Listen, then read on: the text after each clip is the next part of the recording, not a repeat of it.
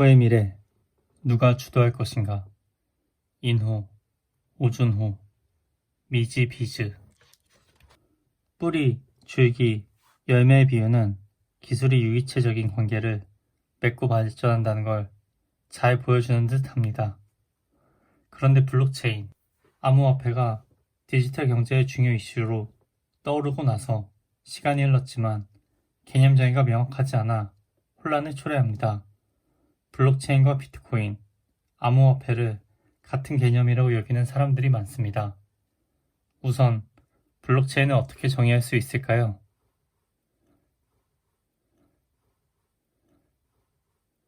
데이터 분산 관리 기술의 반대말은 중앙 집중형 데이터 관리 기술입니다. 조선시대에는 조선 왕조실록을 소실과 분실의 위험으로부터 벗어나게 하기 위해 4-5군데에 사고를 지어 보관했는데 이것도 데이터 분산 관리 방식입니다. 분산형은 관리자 또는 관리 지점이 여러 군데임을 뜻합니다.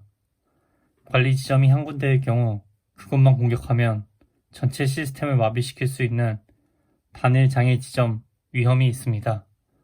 그러나 분산형 방식은 그 위험을 피할 수 있습니다. 그런데 분산형이라도 특정 관리자 또는 관리 지점이 다른 관리자보다 서열과 권한이 우세한 경우가 있고 특정 관리자의 우세 없이 모두 평등한 경우가 있습니다. 후자를 탈중앙적이라고 합니다. 블록체인은 분산형을 넘어 탈중앙형을 지향하기도 하지만 완전한 탈중앙형에 이르지 못한 블록체인이 더 많으므로 현 상황에서는 데이터 분산 관리 기술이란 정의가 블록체인 일반을 설명하는 데 적합합니다. 한편 블록체인이 비트코인의 송금 및 보관 내역을 기록하는 기술로 선보였기 때문에 회계장부를 뜻하는 분산 원장이란 용어로 정의하기도 합니다. 지금은 블록체인에서 암호화폐 거래 외에 각종 프로그램을 작동시킬 수 있으므로 그 용어를 블록체인과 동일시할 수는 없습니다. 하지만 분산 원장으로 블록체인을 이해하더라도 큰 무리는 없습니다. 암호화폐, 가상화폐, 암호자산, 가상자산 등의 용어도 섞여 사용되고 있습니다. 암호화폐라는 용어가 블록체인 업계에서는 꽤 자리를 잡았으나 국제자금 세탁방지기구에서는 가상자산이라는 용어를 쓰고 우리나라 특정금융거래정보법에서도 암호화폐 대신 가상자산이라고 부릅니다.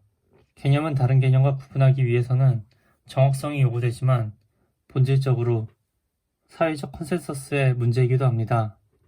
비트코인, 이더리움, 이오스 등이 막 등장하자 가상화폐 또는 디지털 화폐라고 불렸습니다. 그런데 이전에도 항공사 마일리지나 게임머니처럼 디지털 형태를 띠고 제한된 영역에서 화폐처럼 쓰인 것들을 가상화폐라고 불렀습니다. 그에 비해 블록체인에 기반한 비트코인 등은 거의 제한 없이 지급결제 수단으로 사용될 수 있습니다.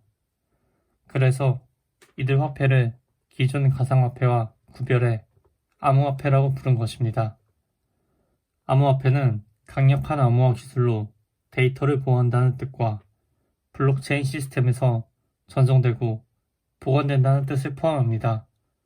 암호화폐는 용어가 이제는 무척 일반화되긴 했지만 보다 근본적으로는 과연 그것을 화폐라고 할 수 있느냐는 질문이 제기됩니다.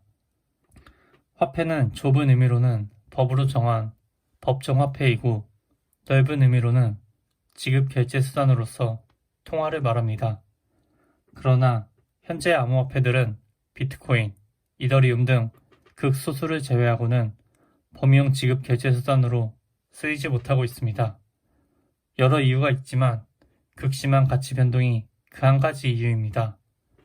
그나마 지급 결제 수단으로 사용되는 비트코인, 이더리움조차도 가치 변동 때문에 일상생활의 화폐로 쓰기는 무리입니다. 절대로 통화 기능을 하지 못한다는 것은 아니지만 현재로서는 그렇습니다. 그런데 가치를 저장하는 재산으로는 인식되고 있으니 암호자산 또는 가상자산이라고 불러야 한다는 목소리도 높습니다. 저는 암호화폐, 암호자산은 본질적으로 토큰이라고 생각합니다. 토큰은 실제 화폐나 실제 가치를 가진 대상의 대용물 또는 증표입니다. 형태를 놓고 보면 암호 토큰이나 디지털 토큰이 가장 올바른 이름입니다. 암호 토큰이 화폐의 기능을 일부 수행하거나 사회적으로 화폐로 받아들여진다면 암호화폐가 되고, 투자 가치를 인정받고 자산으로 여겨진다면 암호자산이 됩니다. 암호토큰, 암호화폐, 암호자산 등 명칭의 맥락에 따라 판단할 필요가 있습니다. 부의 미래, 누가 주도할 것인가? 인후, 오준후, 미지비즈